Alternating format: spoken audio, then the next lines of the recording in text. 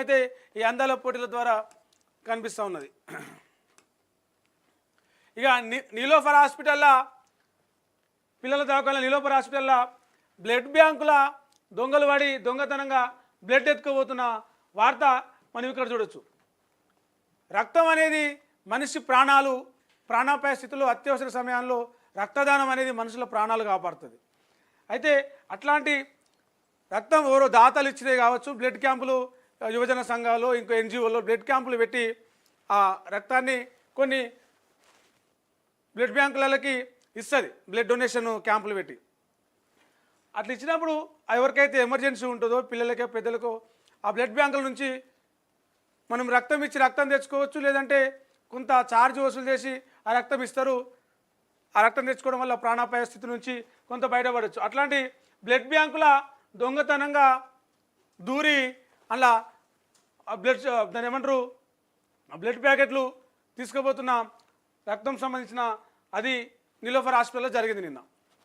మరి ఇది ఎవరండి, బయట వాళ్ళు చేసిరా దొంగలు చేసిరా అంటే బయట వాళ్ళు కాదు, దొంగలు కాదు, ఆసుపత్రిలో పనిచేసే కొంతమంది వీళ్ళకి సహకరించారు, ఆసుపత్రి వర్గాలే అని చెప్పేసి అక్కడ ఉన్న నీలోఫర్ హాస్పిటల్కి వచ్చినటువంటి వాళ్ళు చెప్తా ఉన్నారు. ఇది కాదు ఇదంతా లేదు, అసలు ఏం జరగలేదు అని చెప్పేసి నీలోఫర్ హాస్పిటల్ ఆ ఉన్నతాధికారులేమో వాళ్ళు అట్నే చేసిన ఎవరైతే ఉన్నారో వాళ్ళని వెనుకేసుకు వస్తూ ఉన్నారు. డీటెయిల్స్లోకి ఒకసారి చూస్తే ప్రభుత్వ ఆసుపత్రిలోని రక్తనిధి కేంద్రాలపై పర్యవేక్షణ కరువైంది, కొందరు సిబ్బంది యథేచ్ఛగా రక్తాన్ని అమ్మేసుకుంటున్నారు.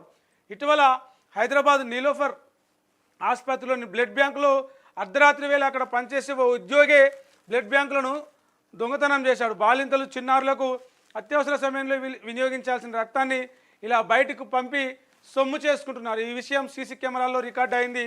ఆ ఫుటేజీ తాజాగా ఆంధ్రజ్యోతి చేతికి చిక్కింది. అయితే ఈ రక్త ప్యాకెట్ల దొంగతనం ఇదే మొదటిసారి కాదని బ్లడ్ బ్యాంకులో అనేక సార్లు ఇట్లా రక్తం ఎత్తుకుపోయారంట. ఒకసారి కాదు, బ్లడ్ బ్యాంకుల రక్తం దొంగతనం చేసి దాన్ని బయట అమ్ముకుంటున్నారు. ఎంత దారుణం అంటే ఇది అసలు అత్యవసర సమయాల్లో పిల్లలకి లేడీస్కి ఎవరైతే గర్భిణీలు ఉంటారో బాలింతలు ఉంటారో వాళ్ళకి అత్యవసర సమయంలో రక్తం అవసరం ఏంటది. ఆ టైంలో వాళ్ళకి అమ్ముకునేటందుకు డబ్బులు తీసుకొని అమ్ముకునేటందుకు ఈ రక్తాన్ని బయటికి పంపిస్తున్నారట. దొంగదారుల రక్తాన్ని బయటికి పంపించి అమ్ముకునే ఇది ఏదైతే ఉందో చాలా దారుణం అని చెప్పాలి. రాష్ట్ర వ్యాప్తంగా నీలోఫర్ ఒకటే కాదు, రాష్ట్ర వ్యాప్తంగా చాలా హాస్పిటల్స్లో ఇది జరుగుతూ ఉన్నది. ఆ బ్లడ్ బ్యాంకుల మీద ఒక పర్యవేక్షణ అనేది, ఒక కమాండ్ అనేది లేకుండా పోతూ ఉన్నది. మొత్తం డోనర్లు బ్లడ్లు ఇస్తారు, ఎందుకంటే ఒక యూనిట్ మనం ఇస్తే 2 యూనిట్లు మనం ఇస్తే 1 యూనిట్ మనకు ఫ్రీగా ఇస్తారు బ్లడ్ బ్యాంకులలో. అట్లాంటి దాన్ని అదునుగా తీసుకొని ఎవరు దాన్ని పర్యవేక్షించే అధికారులు లేకపోవడం వల్ల చాలా హాస్పిటల్స్లో బ్లడ్ కావాలంటే బయటకు వెళ్ళి తెచ్చుకోవాలంటారు. బయట పక్కనే బ్లడ్ బ్యాంక్ ఉందంటారు. ఆ బ్లడ్ బ్యాంకులో బ్లడ్ ఎట్లా ఉంటుంది అంటే ఇటుకెళ్ళి అవసరం ఉందని లేవగానే ఇటుకెళ్ళి 2 సంబంధించిన బ్లడ్ ఏవైతే ఉంటాయో ఆ ప్యాకెట్లు అక్కడికి వెళ్ళిపోతాయి. అక్కడికి వెళ్ళి 8,000, 5,000, 3,000 మన అవసరాన్ని బట్టి